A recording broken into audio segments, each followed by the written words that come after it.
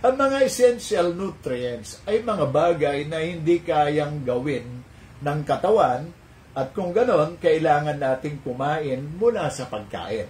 Yun yung tinatawag na essential nutrients. Ngunit, sa kaso ng carbohydrates, kaya ng katawan na mag-produce ng glucose sa pamamagitan ng isang proseso na tinatawag na gluconeogenesis. Ibig sabihin, kahit na hindi tayo kumain ng carbs, kaya pa rin gumana ang katawan natin, kayang lumikha ng ating katawan ng glucose mula sa hindi carbohydrates na pagkain, tulad ng protina. So, halimbawa, walang dietary carbohydrates na kinakain ka, ang gagawin ng ating liver ay maglilikha siya ng glucose na mula sa ating mula sa protina at mula sa mga fats at isusupply niya ito sa pangangailangan ng ating katawan, ng ating mga cells, ng ating utak, ng ating energy at natutulog man ang katawan ng tao o hindi ay nagko-consume ito ng energy at kayang isupply yan ng liver natin at yun yung tinatawag na gluconeogenesis. Yun yung proseso ng pagbubuo at paglikha ng tinatawag nating pangangailangan ng glucose. No? Okay. Ayon sa mga eksperto, kabilang dyan sina Dr. Finney at Bolek, ang katawan ay kaya mag-adjust at maaring malusog o manatiling malusog kahit na mababa ang carbohydrates na kinakain. Ipinapakita ng kanilang mga pag-aaral na hindi talaga essential ang carbohydrates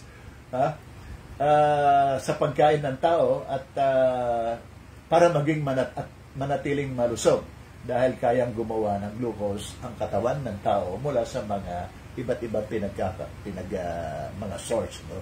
So, hindi kailangan, batay sa kanilang mga pananaliksik, ang dietary carbohydrates para gamitin ng ating liver at i-convert niya into glucose. Maaari niya gamitin ito mula sa protein at mula sa fats. Okay. So, yun yung mga main arguments. Yun yung mga debate na kinaharap ni na Dr. Finney at Bolek. Itong mga scientist ang researcher. Doktor at siya, mga scientist ang researcher at dietitian. Okay. So, ano yung gusto natin ipaset din dito yung carbohydrates at ng insulin.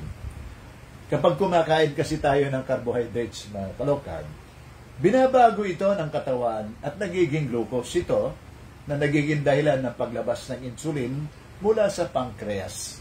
Ang insulin ay tumutulong sa katawan na kunin ang glucose para magamit bilang energy. Subalit, ang madalas na pagtaas ng insulin dahil sa labis na carb ay maaaring magdulot ng insulin resistance. Isang kondisyon ito kung saan nagiging mahirap para sa katawan na magamit ang insulin. Ito ay maaaring magdulot ng tinatawag na type 2 diabetes. May isang pag-aaral pa akong nakuha mula sa American Journal at Clinical Nutrition nang sabi nila, ang mga diet na mataas sa refined carbohydrates at asukal ay nakakapagpataas ng insulin resistance, habang ang low carbohydrates diet ay nakakapagpabuti ng insulin sensitivity na mahalaga sa pagpigil at pamamahala ng diabetes.